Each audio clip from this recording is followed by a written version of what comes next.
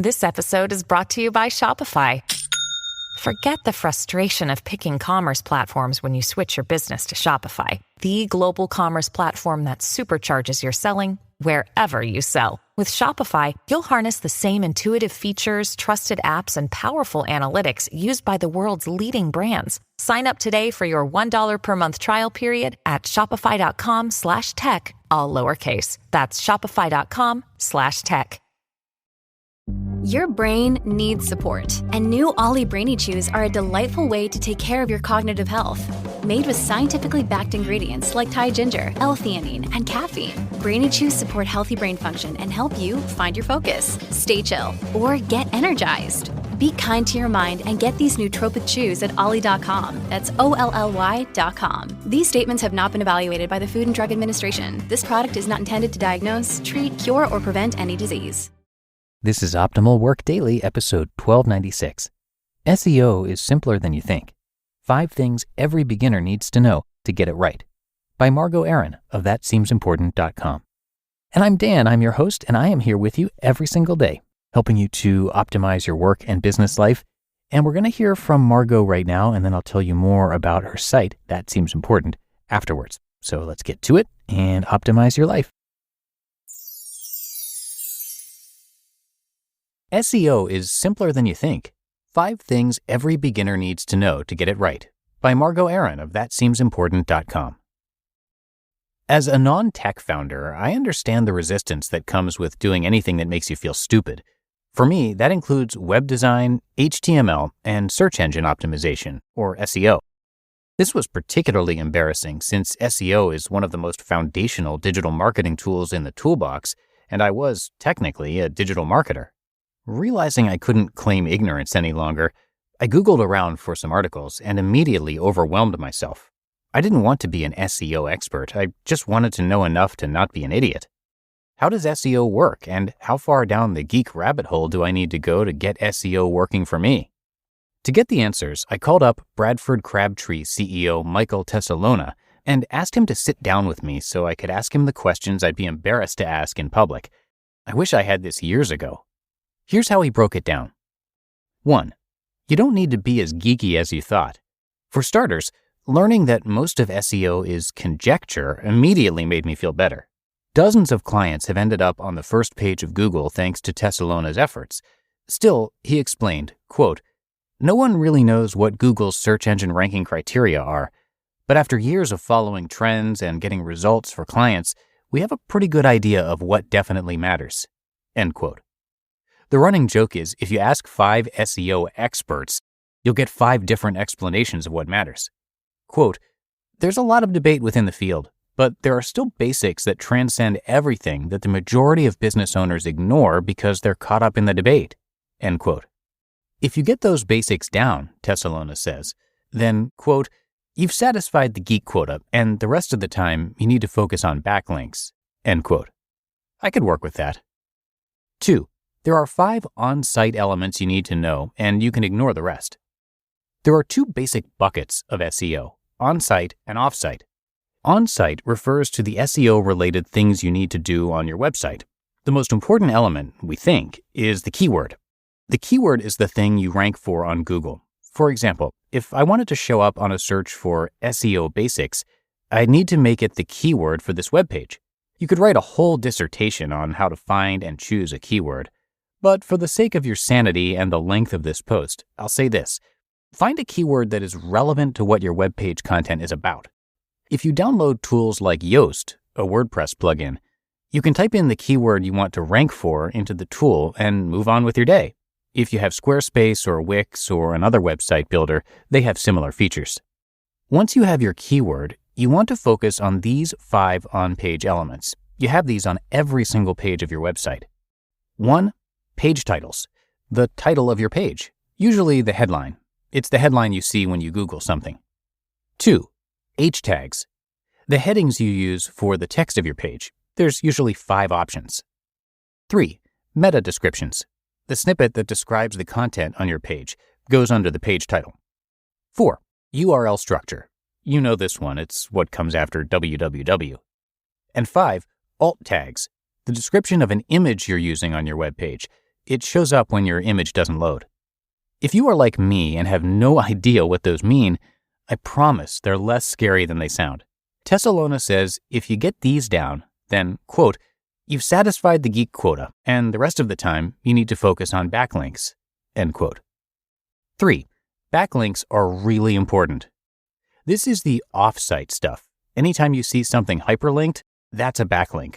It's a link that's on an external site, not your site, that points to your website. Where it gets a little more complicated is the type of anchor text that is used. There are 3 types. 1, naked URL. That's when you see www.thatseemsimportant.com. 2, branded. That's when you see text that says that seems important that you can click. And 3, keyword anchor. This is when the keyword for your post is hyperlinked. So if I wanted to backlink my Inc. post on how I build my business without a website, I'd hyperlink the word website since that was the keyword I wanted to rank for. Tessalona recommends your anchors be 25% branded, 25% naked, and 50% keyword. Most SEO companies spend their time on this backlinks part. Companies like Bradford Crabtree charge upwards of $300 per backlink. If that's not in your budget, you can do things like guest post for free on a blog or get media coverage for your business. Those work as well. 4. Not all backlinks are created equal. Each website is ranked differently in terms of authority. Google uses a metric called PageRank to determine this authority, but unfortunately, they no longer publicly disclose website PageRank. If you have a backlink on Joe Schmo's blog, it won't be weighted as heavily as if it came from Inc. Don't ask me to explain more about this part. I don't know how they determine the PageRank. I just know that it exists. Tessalona says to determine if a website is good for a backlink, you want to look for 2 things. Does it make sense to my niche? How many links do they have? This means how many sites are linking to their site. It works quite literally like a web. When it comes to domain strength, Tessalona says, quote, since Google doesn't publicly state PageRank, the SEO community is split on what the gold standard is, end quote. He recommends using tools like Moz and Ahrefs to help, even if you're a beginner. Quote, these tools have their own metrics, domain authority and domain ranking. When you get familiar with these metrics, you'll be able to spot a strong website, end quote. And it gets easier. 5. Know enough to be dangerous or be prepared to waste money. Tessalona says that while you don't need to know all the details, you do need to be able to evaluate whether the people you hire to help you are doing a good job. I cannot underscore this point enough. Where most people mess up is by not doing their due diligence in learning the basics. Instead, they have no clue what they need and hire the first company that claims they can help. This is where non-tech founders like us stand to lose a lot of money. You need to be familiar enough to judge whether or not the people you hire are actually doing anything useful. Hopefully, this helps. You just listened to the post titled SEO is Simpler Than You Think. 5 Things Every Beginner Needs to Know to Get It Right by Margot Aaron of thatseemsimportant.com. We're driven by the search for better. But when it comes to hiring, the best way to search for a candidate isn't to search at all. Don't search. Match with Indeed.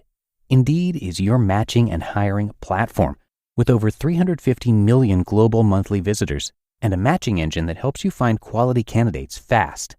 Ditch the busy work. Use Indeed for scheduling, screening, and messaging. 93% of employers agree Indeed delivers the highest quality matches compared to other job sites. One of the things I love about Indeed is that it filters out those incompatible applicants. So when you're hiring, the process is much faster, and you only have to consider applicants that are already likely to be a great fit. And listeners of this show will get a $75 sponsored job credit to get your jobs more visibility at Indeed.com/startup. So just go to Indeed.com/startup right now and support our show by saying you heard about Indeed on this podcast. Indeed.com/startup. Terms and conditions apply. Need to hire? You need Indeed. You don't need me to tell you that something always comes up when you're running a small business. Take the pain out of payroll benefits and HR and put the joy back in running your business with Gusto. Gusto's payroll and HR services can make it a little easier. Gusto was designed for you, the small business owner. They take the pain out of running a business, automatically calculating paychecks, filing payroll taxes, setting up open enrollment. Gusto does it all. Want more?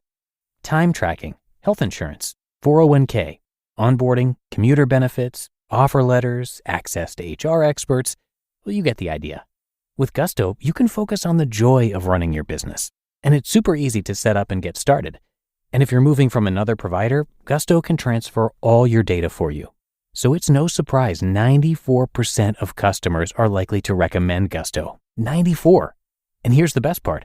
Because you're a listener, you get 3 months totally free. All you have to do is go to gusto.com/OWD. Again, that's gusto.com/OWD. And I'm telling you, you're going to love Gusto. Get started today. And as always, I want to thank Margot for letting us share her work today.